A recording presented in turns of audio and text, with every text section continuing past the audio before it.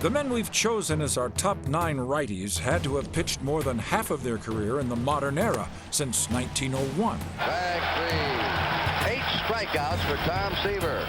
We should also point out that in making our selections, we did our best to even the playing field, acknowledging that different statistics have different meanings in different eras. That's why you'll see us use ERA Plus in this show, a metric that adjusts ERA for run-scoring environment and ballpark, making a strong case for some even stronger. That's why he's the best pitcher in the game. It's an impressive list you're about to witness, the very best right-handed starters from more than a century of baseball. Gibson is overpowering. So here they are, beginning with number 9 on Prime 9. To me, that mound's your mound and that's your territory, and you want the hitter to know that you look at it that way. Baseball's greatest strikeout pitcher, the Ryan Express. Few balls flew by a batter faster than those thrown by Nolan Ryan, and his blazing heat seemingly gave him a license to cave. He was feared on the mound quite a bit. If you dug in or took too big of a swing off of him, it was bow tie time, which means he was coming in around the bow tie. Watch out. When he pitched, it was more fun. Just something special could happen every time out there. 4,000. He was almost a freak of nature because he could throw that baseball almost at 100 miles an hour at the age of 42 years old. He just blew it by. So it almost seemed illegal that the Ryan Express also possessed one of the greatest curves of all time. Overhand curveball gets him. You can sit on a fastball all you want, but he had the curveball that he threw into your body and then just buckled you. My honest opinion of Nolan Ryan's curveball is if you could pick it up in time, you just didn't swing at it, because if you swung at it, it was going to make you look stupid. Strike 3, breaking pitch. For me, there was very few pitchers with a curveball that I could hear. Of the seams, just cutting through the air. It was an incessant buzz that baffled hitters, a mind-bending combo of fastball Number 13. and curve Oh, they got him. that produced ridiculous results. He struck him out swinging.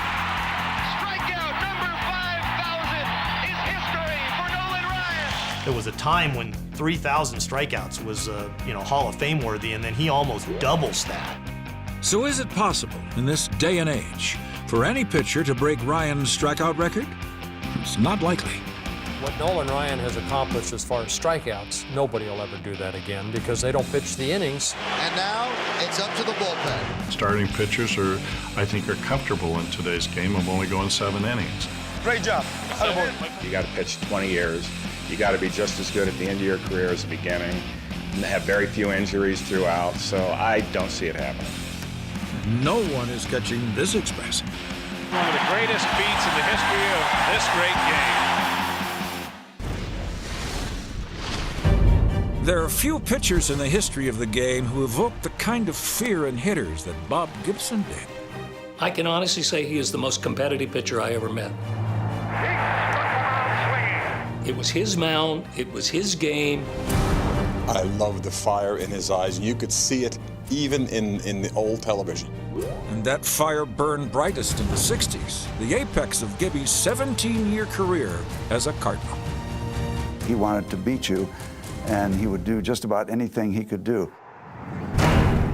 He had that smooth motion, Everything a good pitcher possessed, he had it. There was always that mystique about Bob. He was one of the toughest pitchers I ever faced, and I tell you what, this is one thing I didn't tell a lot of people, but my wife used to go to the restroom when I faced in Gibby. She don't want to see it, I guess. And in 1968, the year of the pitcher, Gibson made the loudest statement. He became the most difficult pitcher to score on in the history of baseball with a 1.12 ERA. He was a machine. 1.12 ERA. It's silly. A mind-boggling ERA and 13 shutouts on the year. And then when it got to the World Series, he strikes out 17 Tigers in one of the most intimidating performances you'll ever see.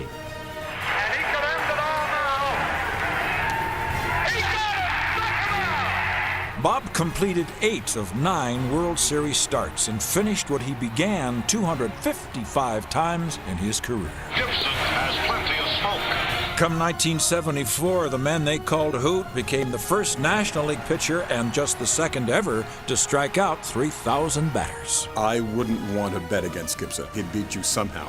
He would just do something to make his team win.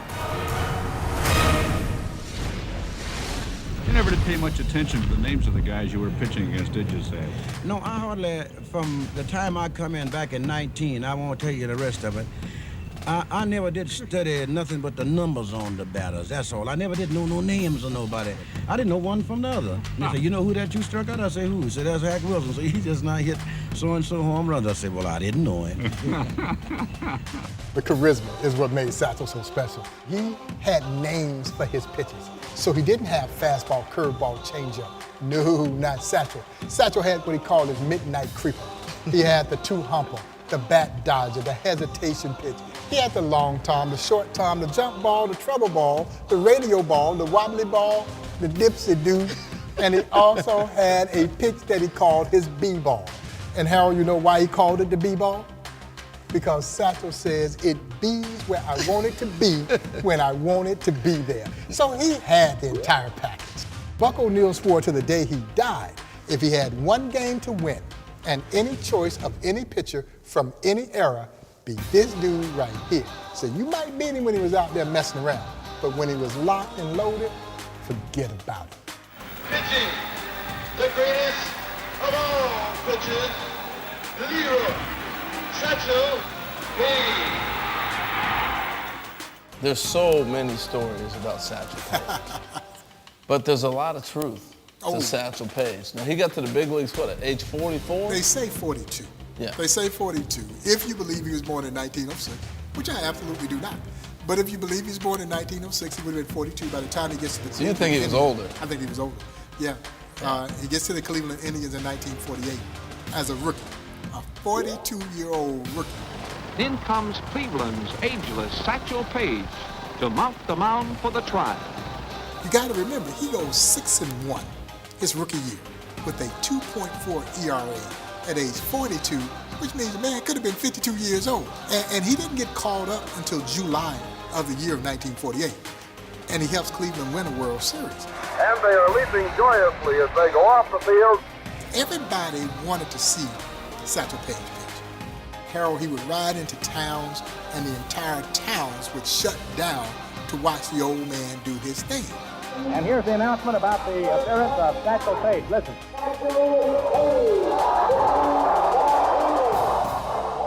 When I faced Satchel Paige in the big leagues, I'd seen him 14 years before when he was really, truly a great pitcher.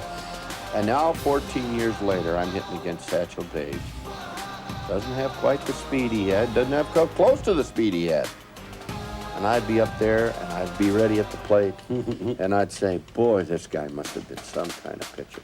Strike one, you know. Before I knew it, I'd gone 0 for 4 against Satchel Paige.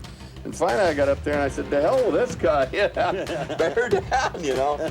By the time he gets to the major leagues, he didn't have the dominating fastball that he had while he was in the Negro Leagues. I mean, the man had pitched an ungodly number of innings by that time, but he still had the pinpoint control. So yeah, in his prime, they clocked him at about 105 miles per hour. But as I tell people all the time, what really made Satchel so special, and you know, 105 is pretty doggone special, but 105 with pinpoint control is virtually unhittable. Leroy Satchel Paige. In '71, he was voted into the Hall of Fame. When I went to Cleveland, 1948, they said I was 65 when I went there then. But I made the little poem, Don't Never Look Back, something may be gaining on you.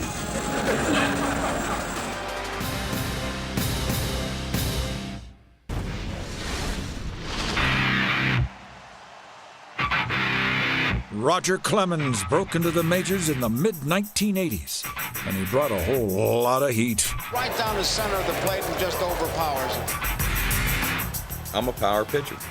I enjoy the second part of that because I can pitch. Case in point, 1986, when he was the All-Star Game MVP and won both the AL Cy Young and MVP awards.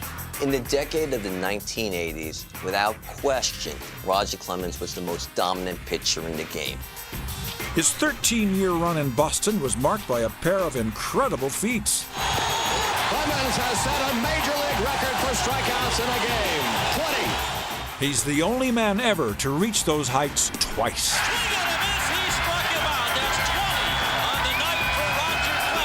Roger, year after year, was just a great pitcher, and he was a fierce competitor. From Boston, the Rocket moved on to Toronto, where he won both the pitching Triple Crowns and 2 more Cy Young Awards in his only 2 years as a Blue Jay. Late in his career, he came up with a split-fingered changeup type thing, and that's kind of what set him apart later in his career. Clemens gets the K when he needs it. But it wasn't until he became a Yankee that he finally got a World Series ring. Roger Clemens wanted one thing. Mission accomplished. He then went home to play for Houston and proceeded to win his record 7th Cy Young Award. Ultimate competitor. Didn't back down to anybody, will challenge anybody, will throw at anybody at any time. Roger Clemens is a guy known for throwing inside, hitting batters. He finished with 354 wins and more than 4,600 strikeouts, for the second most ever by a righty. I'm able to let it out and have a good time and mess around, but when it's showtime, it's showtime. Major League Baseball could not have asked for a greater superstar at the turn of the 20th century than Christy Mathewson. Matty was one of baseball's first marquee stars. Handsome and well-educated, he left college for pro ball and landed with the New York Giants in 1900. Mathewson is an iconic figure as the popular hero of his era, but he was also a remarkable pitcher. He was the first real pitcher who had a repertoire of pitches. I mean, he was a guy who could throw a fastball, and he had a variety of breaking pitches. Some broke in, some broke out, some broke up, some broke down. And he had a great curveball and an out pitch that he called a fadeaway. Later to be called the screwball, Christie used his fadeaway to compile more than 2,500 strikeouts during his 17-year career.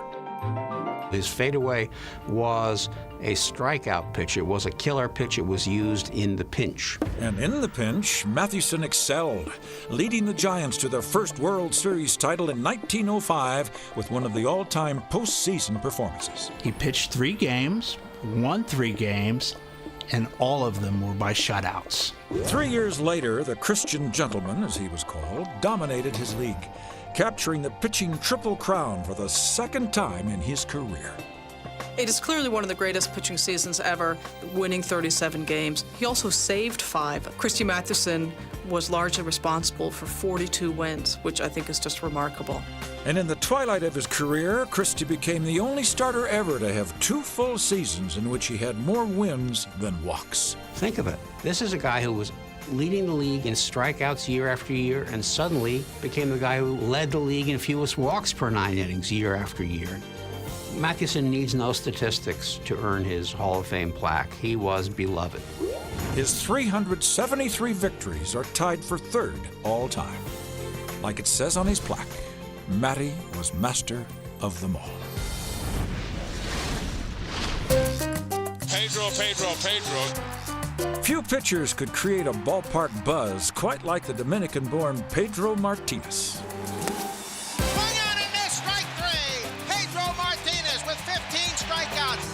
And the 3-time Cy Young Award winner relished his role. Especially when he pitched in Boston, he really played off the crowd. The crowd played off of him. Cape cards, Dominican flags, and a standing O. And when he was good, he was as good as anybody. More and more are realizing that Pedro Martinez is the best arm in the game. That recognition became especially acute when he arrived in Boston in 1998 and honed his ability to baffle batters. You have 3 ways that you can attack a hitter: in and out, up and down, and back and forth by changing speeds. Pedro mastered all 3 of those elements. Fastball, changeup, and a wicked breaking ball. The end result of Pedro's prowess were some of the greatest pitching seasons the game has ever seen. This is a man who in 1999 and 2000 had two of the greatest pitching seasons in the history of baseball. And the difference between his ERA and the league average is well more than 3 runs per game. That differential is ridiculous. And his 291 ERA plus in 2000 is the best in the modern era. He knows he's going to get it, he just doesn't know when. Pedro's mark of 10.04 Ks per 9 innings is the highest ever for a righty with 2,000 innings, and his whip is third best. You talk about domination. All I know is the years that I spent, this is the most dominant period of time by one pitcher that I have ever seen.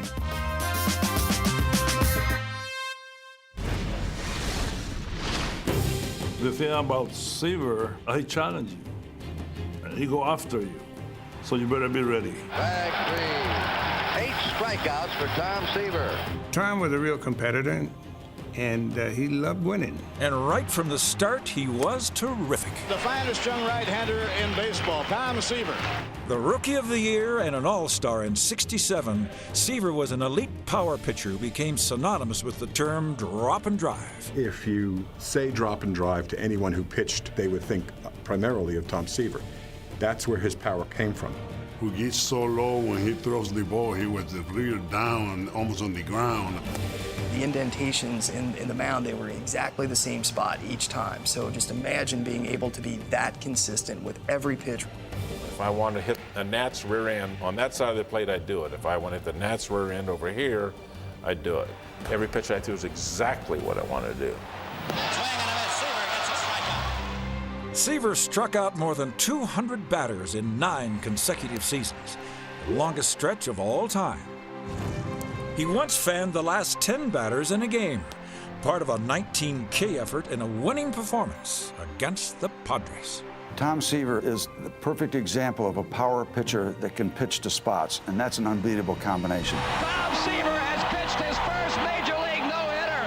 The discipline that goes into pitching, I try to incorporate that. It's great mental discipline and concentration. Seaver led the Mets to their first ever World Series title, and in the course of his 20 seasons, the 3-time Cy Young Award winner won 311 games. Seaver has become the 17th man in the history of baseball to win 300 games. He was voted into the Hall of Fame on 98.84% of the ballots. Seaver seemed as effortless at pitching as anyone I can remember. People who don't think that he's one of the greatest pitchers of all time are missing it. Greg Maddux, if you looked up the word pitcher in a dictionary, it should have his pitcher by, because he was a pitcher in every true sense of the word. For 23 seasons, Greg Maddux educated the National League in the fine art of pitching with a brilliant approach. Got it. This guy was the professor. I mean, he dissected the strike zone. Maddux is sawing right through this lineup. He had finger control on the ball that allowed the ball to sink, to run, to cut, to fade. His ball never did the same thing twice in a sequence. What he was able to do with a baseball was amazing. That's why he's the best pitcher in the game. His attention to detail and game day preparation was impeccable, and that's just one of the many words you could use to describe Maddux. Economic, precise, and smart. He would pitch a hitter a certain way in one game because he knew that a month down the road this guy might come up in a tighter situation, and he wanted him to remember that at bat so he could get him out a different way. Mad Dog won more games in the 90s than anyone, and 2 of those years were historic. Those 2 years are as dominating a 2-year sequence as anyone's ever had. Another complete game, another shutout.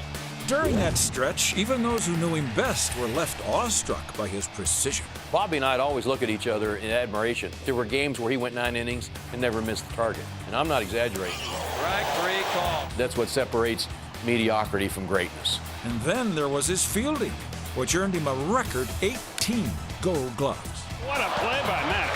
Maddux was such a great defensive guy. He said, I've got the middle. He said, if I give up a base hit up the middle, that's my fault. I made a bad pitch. Nice play, Maddux. That combination of slick fielding and magnificent pitching made Greg the first man ever to win 4 straight Cy Young Awards. He's the best, folks. He is the best. You go year after year after year after year after year winning 15-plus games with one of the best ERAs in the game and also winning a Gold Glove every year to boot. Overall, from top to bottom, was there ever a better right-hander? I don't know.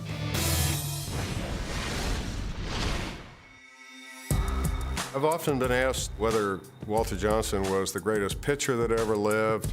I have some bias in that regard, being his grandson. But you look at the numbers, he was the greatest pitcher. And we agree, for it's tough to argue with 417 wins, not to mention a record 110 shutouts. One of the most impressive things that you have to look at Walter Johnson was the fact that he is a 3-time Triple Crown winner in terms of pitching. And one of those seasons is considered by many to be the greatest single season any pitcher ever had. The numbers take your breath away. After 1913, Johnson stood alone at the top of the heap. Walter won the MVP award that year and won it again in 24. And the Senators surprised everyone by winning the World Series. He led the majors in strikeouts a record 12 times, mystifying hitters at every turn. Batters used to say a particularly deceptive thing about Walter Johnson's pitching was he made it look so easy. That easy sidearm motion, it looks like picnic beer ball. Hey, I could hit against that. And then the ball was by them. And incredibly, he did all this with little more than a single pitch, a blazing fastball that earned him one of the all-time great nicknames. The big train, Mr. Walter Johnson. If you've ever stood right on a train platform as a train comes into the station, it's terrifying, it's incredible, and that's the way that fastball was. He threw hard and harder. I imagine if he had the guns today to check him, I'd say he must be over 100, easy. Even the greatest hitter said you knew what was coming. Knew it was going to be over the plate, and you still couldn't hit him. For more than 50 years, Johnson was the only member of the 3,000 Strikeout Club. No question, he was the best. If you're talking about the Mount Rushmore of elite right-handed starting pitchers throughout the history of Major League Baseball, Walter Johnson's face has to be the first one carved into that mountain. There are two exceptional right-handed starters who didn't make this show because they straddled the line between the 1800s and the modern era. Cy Young is the all-time leader in wins, innings, complete games, and starts, but only 44% of his 511 victories came in the modern era. Cy, of course, has an award for pitching excellence named after him. There is no such award named in Kid Nichols' honor, but he's still one of the best. No pitcher, before or since, has matched his 7 seasons of 30 or more wins. But 86% of his 361 victories came before 1901. Kid and Cy are both in the Hall of Fame. But because of when they began their careers, they are just a well-deserved postscript to this show. That's our Prime 9. What's yours?